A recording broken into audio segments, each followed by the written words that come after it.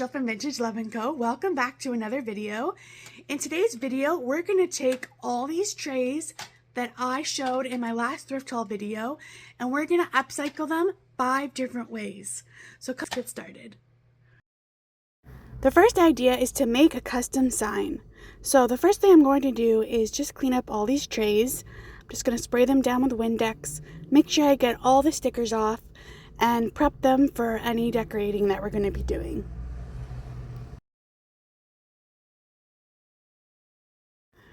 For this sign, I'm going to be painting the whole base of the tray in a couple layers of chalk paint in the color Milk Jug by Folk Art.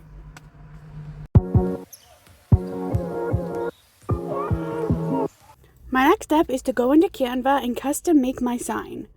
So I'm just going into the custom size and making it the size of a 8.5 by 11 inch piece of paper. And I'm going into the design studio and just choosing a pre-made font combinations. And I'm just going to tweak it a little bit to say what I want just for time purposes. So I'm going to pick this one that says Wild Sale, and I'm going to change it to say Wild and Free, and add my own little embellishments within the sign. If you want a full tutorial on how to use Canva, please let me know and I'd be happy to do another video on this topic.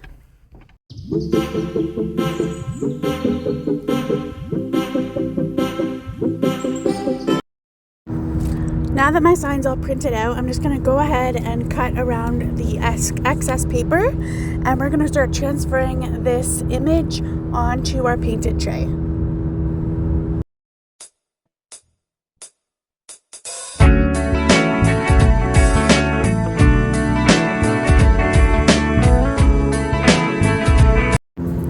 Once the sign is cut out, I'm going to put it underneath this carbon paper, which I get from Amazon.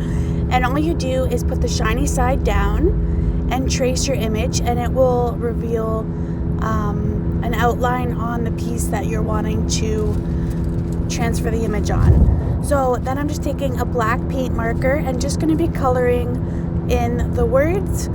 And yeah, it's just as easy as that.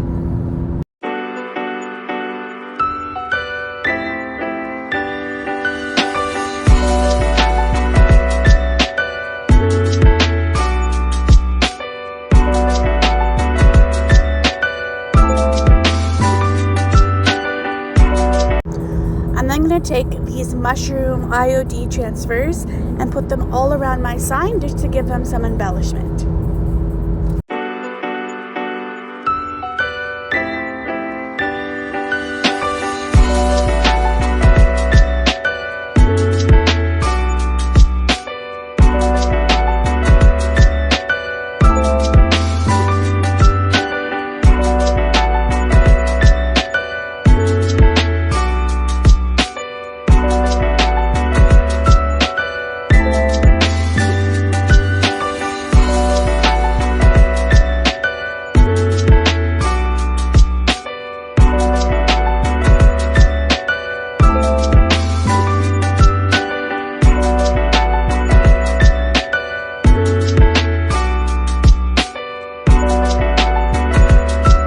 This is how my sign turned out. What do you guys think about this transformation? I did end up making a secondary Wild and Free sign, and I just painted it blue instead of white and added the same wording on it, but just to give you an idea of how easy it is to make a similar sign in different ways using the same techniques.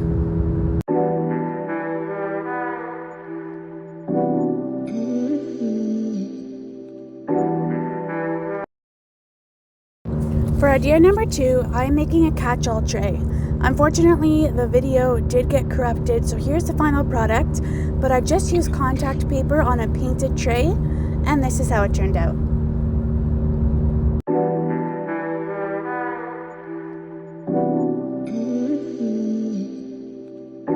For idea number 3, we are going to make a tiered tray.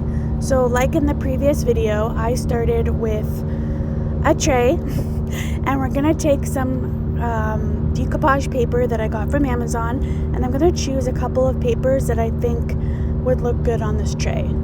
So in the video, I'm just going to be measuring out the paper I need, cutting it, and then using Mod Podge to attach the paper to the tray. I do end up painting the edges of the tray because you'll see that when I cut the paper out, I missed some of the base of the tray. So I thought I would use some white paint just to kind of cover that mistake. And here's a video of me making that tray.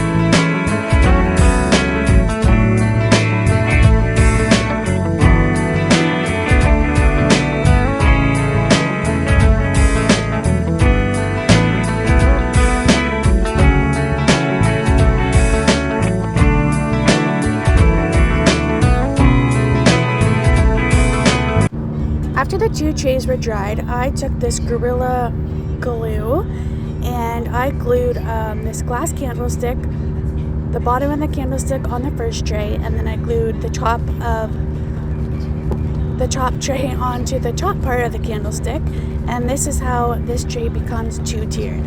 I think this project is so cute, and you can do this in so many different ways, and I think this would also make a great gift as well.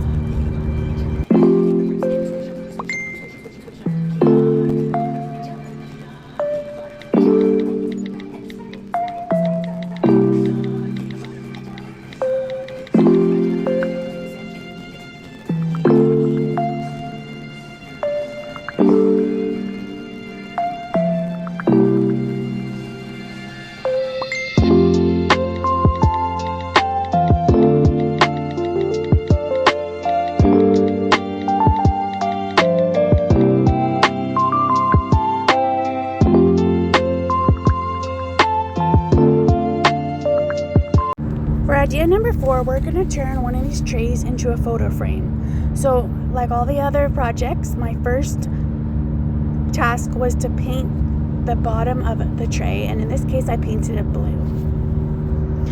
After I painted the tray, I went ahead and printed a photo that I wanted to use on the tray.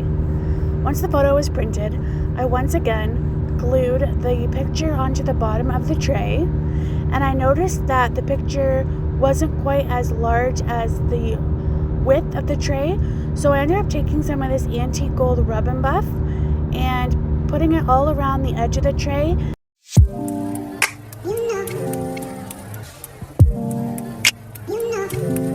For our last idea, we're going to be making a magnet display board. So the first task was to make the magnets, and I used a couple of these silicone molds that I found off Amazon, and this amazing casting resin that it has a working time and drying time of about 15 minutes. So I used the last of the resin, and you just mix parts A and part B and mix it well together in a container, and then pour the molds. Once the molds are dry, I took them out and set them aside, and I started working on my tray. For this last tray, I decided to paint the edges pink and also do some more IOD transfers because I didn't like the paint job, and I just thought it would look a little more fun with some transfers around it. And after the transfers were put on, I ended up putting some magnets on the back of my resin pieces, and I think this magnet tray turned out so cute, and I know my girls are going to love using it in their room.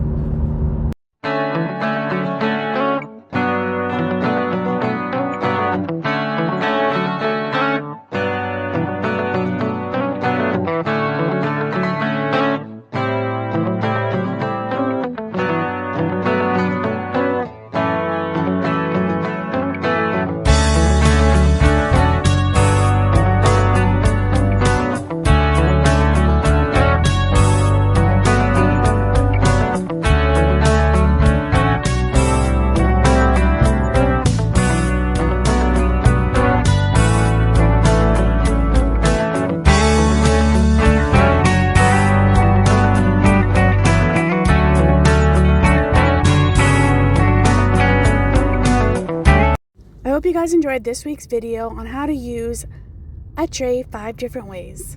See you in the next one. Bye!